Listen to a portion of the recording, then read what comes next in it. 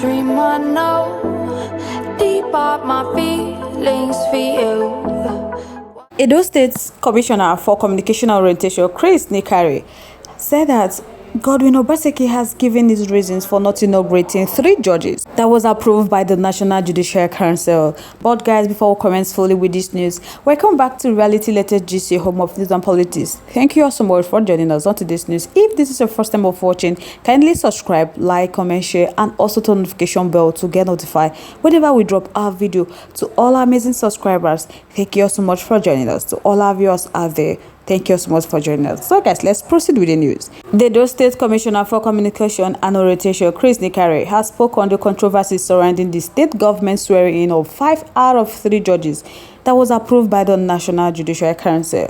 My people, a few months ago, there was this controversy about the Edo State government not swearing in judges approved by the Nigeria Judges Council. Now, Chris Nikari gave his reasons what made Obaseki not to swear the 5 judges that was approved by the Nigeria Judicial Council.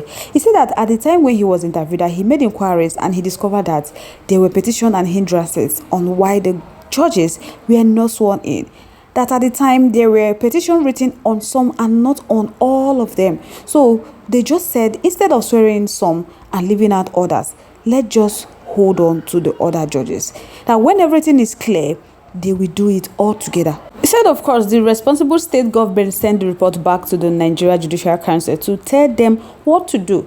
That they told them the reason why the judges had not been sworn in. So what they have done now is to swear in the 5 who did not have any hindrances petition or any impediment to their swearing in. That is what they have been doing. And as he speaks, they have told the Nigeria Judicial Council, and he thought that it's by the time those names were taken there and 8 of them came back.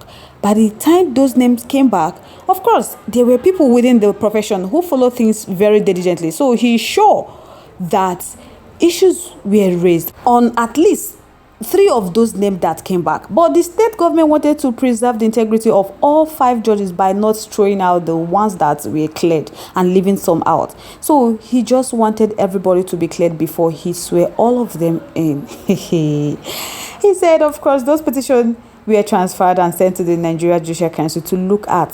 So everybody could be clear at once. But it's clear now that it was taking a long time and 5 people did not have anything against their names. So the state government said that since it's not fair to hold down the 5 because of 3, they might as well clear this. And whenever the Nigeria Judicial Council comes back to them on the position taken on whether the petition lack merit or not, then they will comply. So that is why those 3 have not been sworn in. When he was asked that, the Labour Party said leaving the 3 other judges out of despite their recommendation was a signal indicating that the 5 that were sworn in were possible the loyalists of the governor. So he was asked that, how will you respond to that? Chris said that, well, the Labour Party is at liberty to say whatever he wants to say, that their government hold the judges in a very high esteem. So their position on the judiciary is independent. So they do not interfere in their work. That all they have done and we continue to do is to make sure that they give them the best atmosphere in which they work. That they respect all the judges. They provide for them their tools and provide an atmosphere that is comfortable for them to work in. So if the Labour Party is going to cast the integrity of the judges, that he feel very sorry for them. When the secretary was asked as what petition were written against the 3 other judges, he said that he do not have a copy of the petition, that he have not asked for the content of the petition, that what he knows is that it is holding back the 3 of the judges, and the Nigeria Judicial Council is the right body or commission to look into such a thing. So he's either dismissed for lacking in merit or upheld. My people, don't be small matter. It didn't end there. When he was asked that, they alleged that the 5 judges were sworn in so that it wouldn't affect the candidates of the PDP in the forthcoming governorship election in the states. So they asked Chris that how will he react to that. Chris said that, well, during the election season, that people are born to make all sorts of inferences. He said there are tiring roads a few days before the election. So they are increasing the minimum wage a few days before the election. They are also making their children to go to school. So these things are bound to be said when is election season. But it is not better for these things to be done properly than not to be done at all. Chris Nikari said that they are responsible government. For the past 7 years that they have worked for the welfare and the interests of the Edo people, for them to get the best from the government. So when they first increased the minimum wage from 30 to 40, and Edo State was the only state in Nigeria that was paying 40, that even though they are not the state with the highest internal generated revenue, but it wasn't because of the election, that they did it because they believe that their civil servants and their workers deserve better. The commissioner said that when they introduced the free bus ride to all the people every day, they still have it since September last day and it's still on today. That it wasn't because of the election. He said they are running a government and the government has to work. When Chris was asked that what can he say about the Labour Party stance that Obaseki deliberately violated the principle of separation of power by delaying the swearing-in and rejecting the other 3 judges, Chris said that he thought that nobody violated the doctrine of the separation of power. That if the power are so much separated, why is it that they don't have anything to say about it?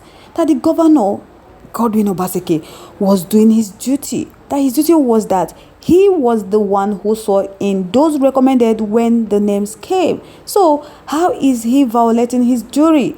That he thought that the governor has acted in courage as the constitution directed him. So he's making sure that only the people who have no blemish become their judges. He was asked that, does that mean that the Nigeria Judicial Council gave the governor the go-ahead to swear in only 5 judges? He said no, that the Judicial Council gave him 8 names to swear in, but 3 of those 8 names had blemishes, that a barrier and impediment. To cure that impediment and not to expose it to the public, the governor held on to the 8 names and tried to cure the impediment on 3 of the 8. So he wrote to the Nigeria Judicial Council that he sent the 8 names to clear, but from these 8 names, 3 of them have issues, that this is the issue they have. And Obaseki told them that they should please try to cure this issue and tell them what to do.